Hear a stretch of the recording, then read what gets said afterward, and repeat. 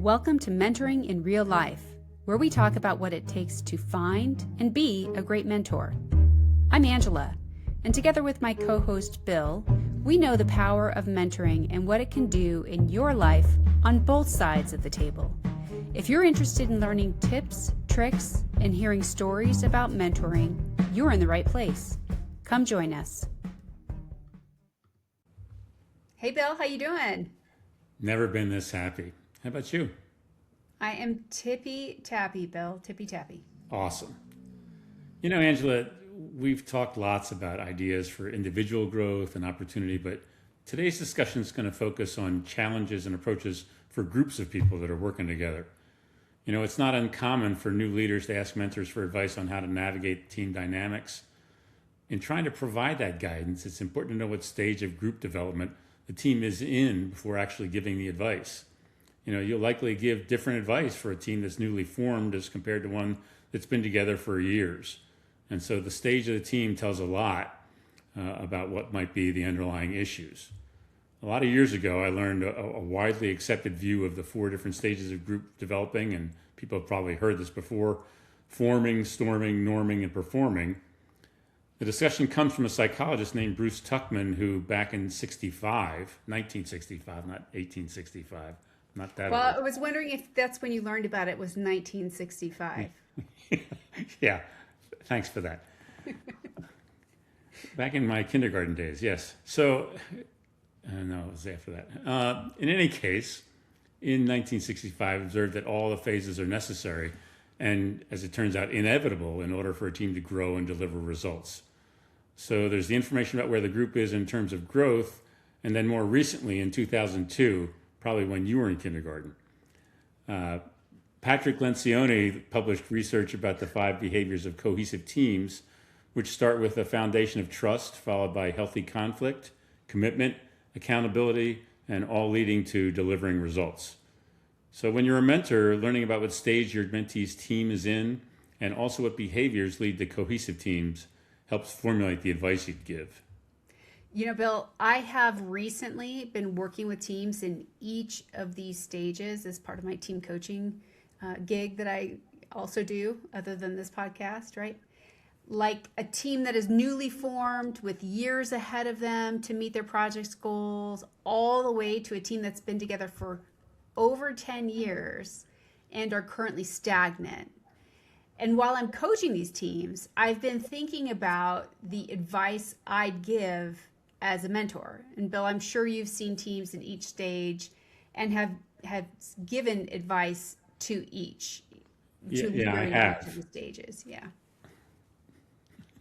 I have, and it ranged from project teams formed with people who had worked together for years and were coming together to take on a new project, all the way to new projects with experienced people who had never worked together, to joining well-established teams that were experiencing significant personnel turnover, and teams who have been together for a while and were experiencing major change in requirements and direction.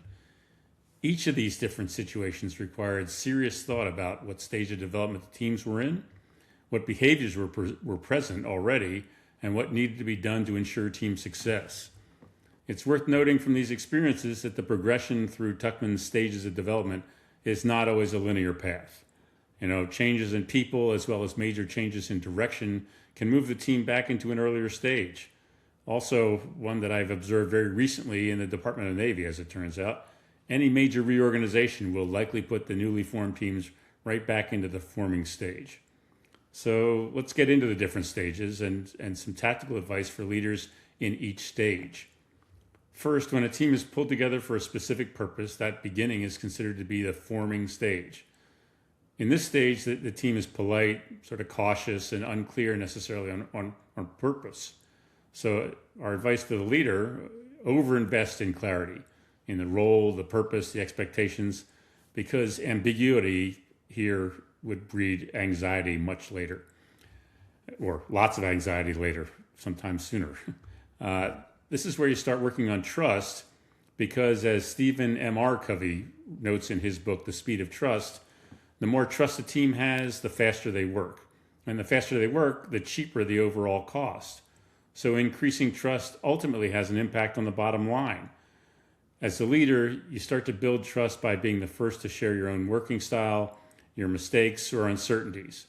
Now's the time to say things like, I'm not sure of the best approach right now. Who around the team has ideas, and don't expect any real conflict in this stage while people are still sizing each other up.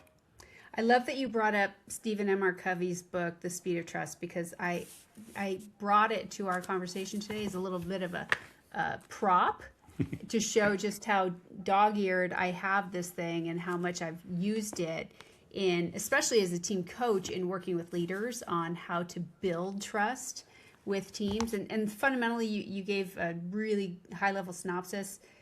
The bottom line is, like, when you have more trust on a team, that means you're going to work faster, which means it's essentially going to be a lower cost ultimately, because time is money, especially when you're building things, when you're in services and all of that. Time is money. And so if you want it lower cost, increase trust. And so some more concrete tactical advice on how to do so is intentionally in this forming stage, create trust building activities with your team. So do things like run a personal history or working styles exercise in the first team meeting or subsequent team meetings. Do things like share one thing about how you like to receive feedback and ask them to tell it to the entire group, or tell us something about your background. This is the fastest on-ramp to actually creating what we like to call vulnerability-based trust. And sometimes people get icky about that word vulnerability, like, I don't want to be vulnerable.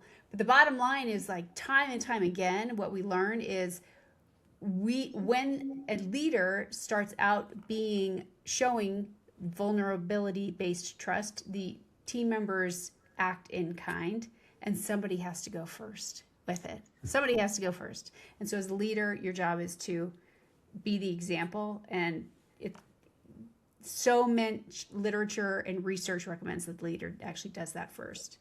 So doing that is one tactical, concrete piece of advice for leaders in the forming stage. The other piece is to create clarity on all teams to make sure they're all heading in the same direction together. Write down and distribute a team charter. What is the team's purpose? Who makes decisions on the team and in what context? What are the communication norms? What's the meeting cadence going to be? Ambiguity here is what turns into passive-aggressive conflict during the storming stage, which we're going to get into next. Also in this forming stage, really focus on building those relationships. Hold a one-on-one with every team member in the first 2 weeks and ask directly, what do you need from me to do your best work? Don't assume you know, because each individual is unique as a snowflake. And so you'll need to modify accordingly, right? And then set the expectations explicitly. Like, we will disagree, and that's healthy. I'd rather hear it in the room than afterwards in a sidebar. Say this before conflict actually happens so it doesn't feel like you're backpedaling later. And the bottom line is, you're not working with robots. So resist the urge to overplan every process up front. Leave some structure loose, and storming, our next phase, will tell you what actually needs fixing. That all makes sense for a team that's newly forming. And as a senior leader who saw a lot of teams forming, I'd especially want to see the team charter, often even before the team truly came together. Getting the first iteration of that charter is a good way to get clarity on the team's purpose, their customer, and how success would be defined, even at a high level. But, I also knew there would be conflict. Inevitably, this happens on every team. And by the way, healthy conflict is actually really beneficial. When people on a team disagree with each other in service of bettering the end product or service, it can really lead to a higher quality output. The question is how a team navigates this phase. So in the storming stage, the tension is going to start to surface. Lots of competing ideas and power struggles, frustrations with the processes. Many leaders I found want to suppress that. I would suggest the better advice is to normalize it. I often, in my experience, told entire teams that I said, I'm going to lock you in a room. I'm going to throw in bag lunches, and you can't come out until you're shaking hands with a solution that you can all live with. So I would recommend you mentor your leaders to see conflict as data, not dysfunction, and to actively invite respectful disagreement in meetings rather than letting it leak into the hallway conversations. This is the stage where that trust that you were building gets tested. If the trust was real in the forming stage, people will be willing to risk disagreement now instead of going quiet. In fact, my advice is to watch for artificial harmony, where everybody's around the table nodding and nobody's ever pushing back, as a warning sign and not a good one. Oh, that's great.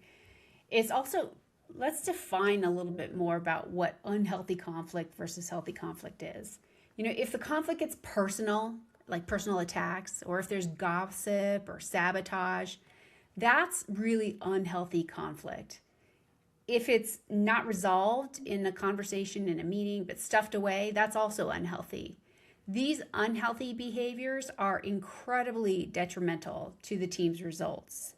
So as a leader, our advice is to address unhealthy conflict, even the hint of it, quickly, but embrace the healthy conflict. Like, for example, when a conflict surfaces, name it out loud rather than smoothing it over. Say something like, I'm noticing some real disagreement on approach here. Let's dig into it instead of parking it. Silence or silent avoidance is the single biggest failure that leaders have at this stage. Actively rewarding dissent and demonstrating it's okay helps build psychological safety on the team. Before you go on, Angela, I think it's worth a foot stomp a little bit to talk about the silence avoidance. It's incumbent upon the leaders of the team to be looking around and reading body language. It's not just what's said or not said. It's everybody sitting around the table with their arms folded. They're telling you that they either don't like it or they've stopped listening to you. And so, or they're cold in the conference room, but that's a whole different issue. That's a whole different problem set. It's worth finding out why the body language is telling you that. And so I think this is an important piece. Don't assume that no commentary means there's no conflict. So I think your comments there really hit the mark.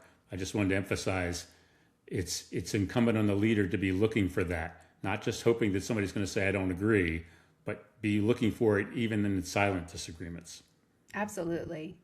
Another thing a leader would do in this stage of team development is use structured debate formats to keep conflict productive instead of personal. For example, have people argue the counterposition to their own view, or use a pre-mortem, not a post-mortem, but let's assume our path has failed. Why did it fail?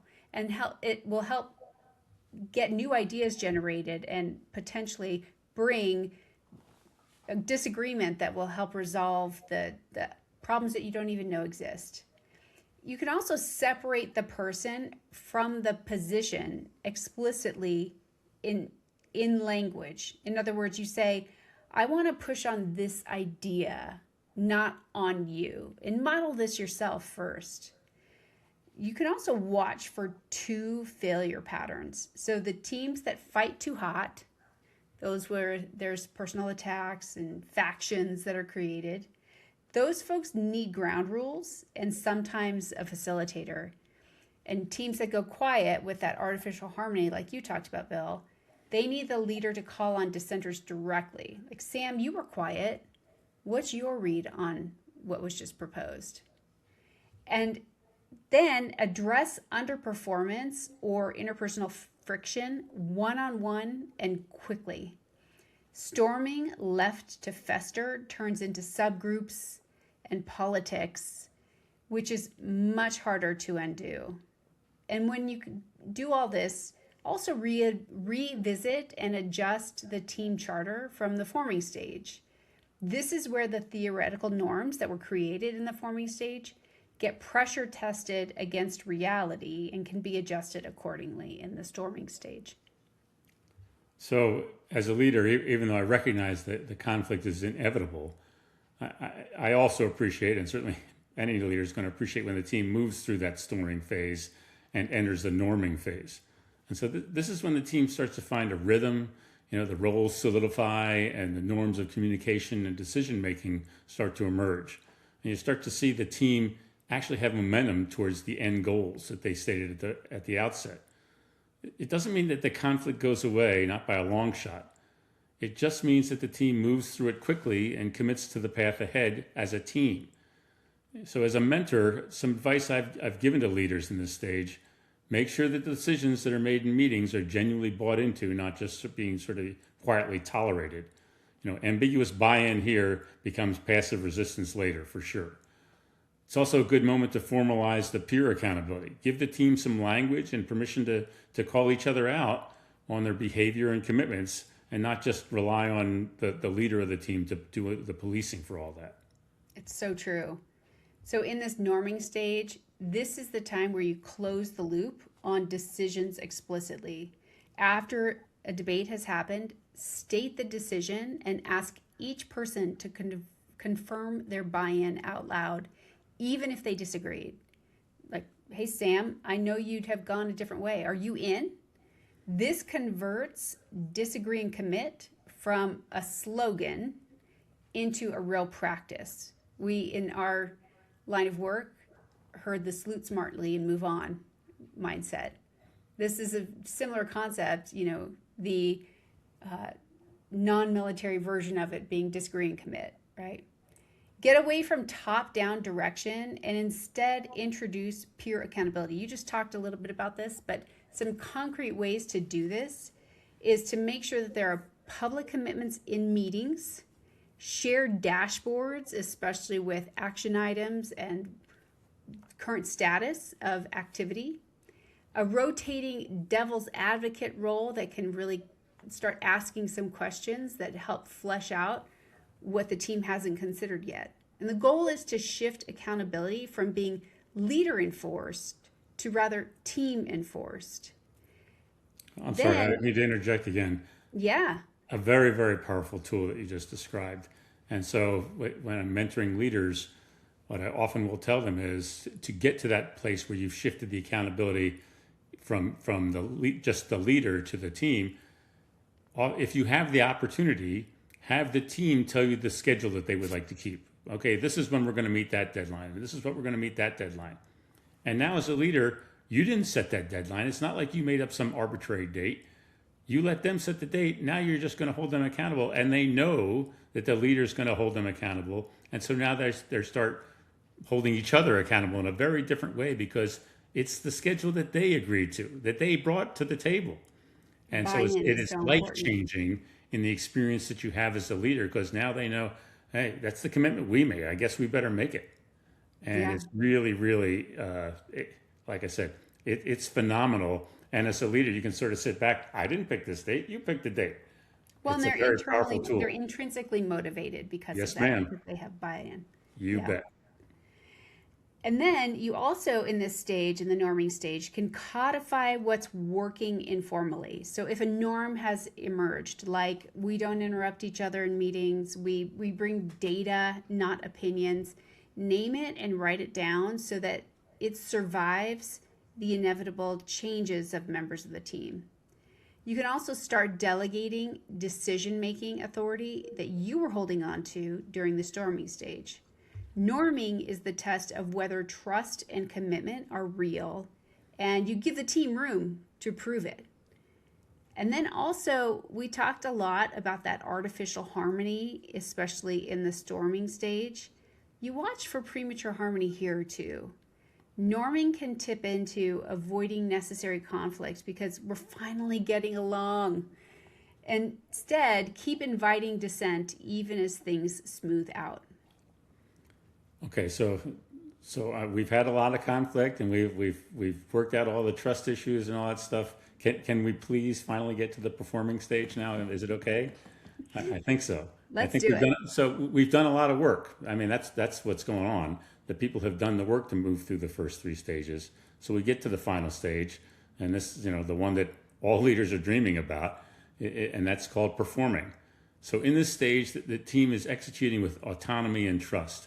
And when this happens, the leader's job actually shifts from trying to manage all those team dynamics to protecting the focus for the team and shielding the team from the distractions and keeping the attention on collective results rather than individual wins or turf. And at this stage, as a leader, I'm on high alert for complacency and how to influence and motivate the team to keep performing at that high level of output. Yeah. Some more practical advice for the team leader whose team is in the performing stage.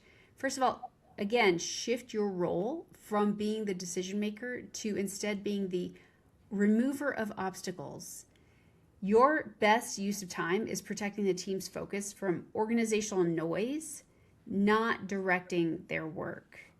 And in addition, keep a visible scoreboard tied to collective results, not individual output, so the team's attention stays on the shared outcomes rather than internal status games and competition between each other. Actively rotate who leads initiatives or represents the team externally. This actually builds your bench strength and prevents you from becoming a bottleneck.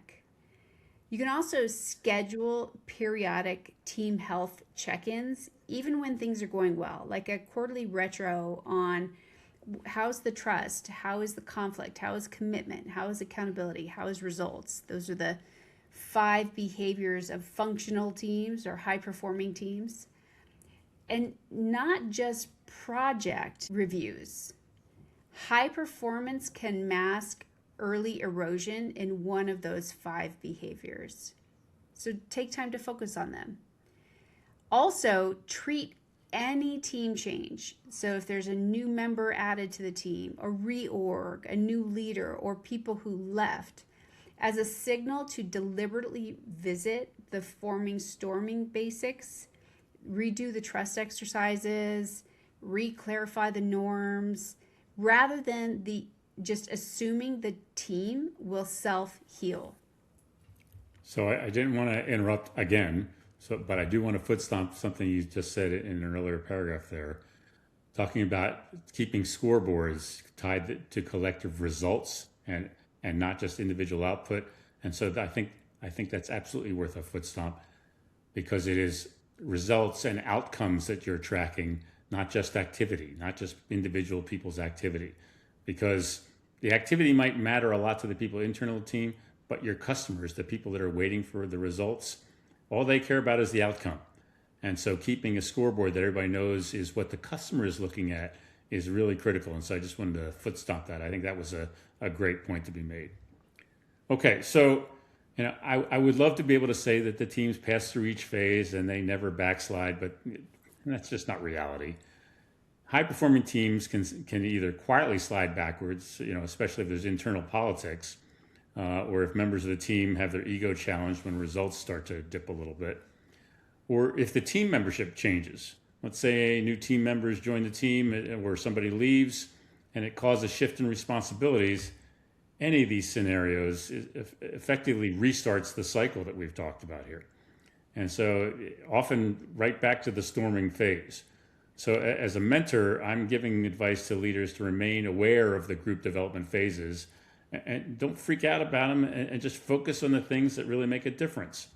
You got to ensure that the trust is high, the conflict, respectful conflict is healthy, and everybody understands the reason you're there, with maintaining a strong commitment to what everybody has agreed to, and keeping accountability at a peer level, as much as possible. It's so true. Teams often cycle backwards, right? Especially after a new hire or a reorg or something stressful happens on the project. So the leader shouldn't assume we performed once, so we're done. Shake it off and just keep moving forward. Instead, it's worth revisiting trust and conflict deliberately whenever the team composition or context of the team changes. And one practical habit worth instilling across all 4 stages, a recurring short, how are we working together conversation, even if it's 10 minutes monthly, separate from project status. Most teams only talk about the work and not about how they work. which is exactly what causes them to regress silently between stages. So what we've talked about today, Bill, are these 4 stages that, you learned back in 1965, as it turns out. The forming, storming, norming, and performing stages. And these are very consistent. That has been an enduring concept since 1965, where in a forming stage, team members, they don't know each other very well, so they're very polite. The need for making sure that the team understands their purpose and roles is really high, and this is where trust starts being developed. Relationship building is of utmost importance. And then, as we talked about, getting into the storming phase, well, as people start to get to know each other, opinions start coming out. And so just making sure that it's that healthy conflict and not the unhealthy conflict that we often see. We don't want the gossip. We don't want the backstabbing. That's not healthy conflict at all. Healthy conflict is when you address a specific issue and not a person in a discussion, right? And make sure that you actively have dissent. And the leader's job is to make sure that that dissent is being brought up in the appropriate times and spaces. And then the team moves into the norming phase. And this is where things start getting a little bit more codified. But it's easy for a team to get stagnant during the norming phase. And so it's really important for the leader, as we talked about, to really start focusing on how that peer accountability looks and what that buy-in looks like, especially that foot stomp that you talked about, Bill, where the team really is focused on rowing the boat in the same direction together. They know what success looks like, and they are keeping each other accountable to it and not relying on the team leader to keep the fire lit under their backsides. And then the team gets to performing. And as you mentioned, this is the dream scenario, right? All systems are just, what is a good analogy here? Everything is working. What? Automatic, perhaps? Everything is working automatically. And we all, as leaders, love it when our teams are in that performing stage, but we also recognize they don't stay. It's just inevitable that something is going to happen where a team shifts either with context or with the team members that gets them to backslide into a different phase. And it's the leader's job. So as mentors, what we encourage is leaders to remain cognizant and aware, and also really keep in mind some of these practical tool sets that we've outlined in today's podcast that help reinforce how to move through each stage as quickly as possible. But what did I miss? So I think the only part that I would probably bring up one more time that we talked about is that the leader's role that you talked about, where as they're doing the forming and the storming, etc., and the leader is focused inward to try and move them through the phases as quickly as possible to get to the performing stage. The other part that comes in performing, but still is the leader's job throughout, is to sort of screen all of the outside noise so that the team can stay focused on their set of goals. And so I didn't want that lost. We did mention it briefly, but the leader has sort of an inward-looking focus as they're getting started, but the more automated they become in their behaviors and their delivery, the more the leader will get a chance to be looking outwardly to make sure they're managing change that's coming from the outside and or deflecting things that are just distractions for the team. So as we're talking about mentoring leaders, I just wanted to make sure we could have captured there's an inward focus that they have for sure, particularly as the teams are starting up, and then they still have the outward requirement, but I would say, in the early days, they're probably maybe 70 or 80% focused inside. Once they get to the performing stage, maybe they're now 80% looking out about changes in requirements and changes in leadership and people who want them to do something different. And so I just want to make sure that the leaders understand as they're leading these teams and they're going through the different stages, their focus is probably going to have to be adjusted through the life of the project. Yeah, I was just imagining a leader carrying a big shield and an arrow of scope creep hits, and the leader, puts up the shield and no scope creep and deflects that, or crazy data calls from on high, no, the leader handles that and leads the team out of it. And all of these different arrows that could really derail the team. That's the leader's job, is, to your point, is to make sure that those arrows don't penetrate through the shield. I've always thought of you as a superhero with one of those big shields. So there you go. There you go. Well, with that, thank you for listening to this episode of Mentoring in Real Life. If you have thoughts or questions, feel free to leave us a comment or send us an email, which we've included in the show notes. If you liked what you heard, please subscribe, rate the podcast, and share with a friend. Until next time, help others climb.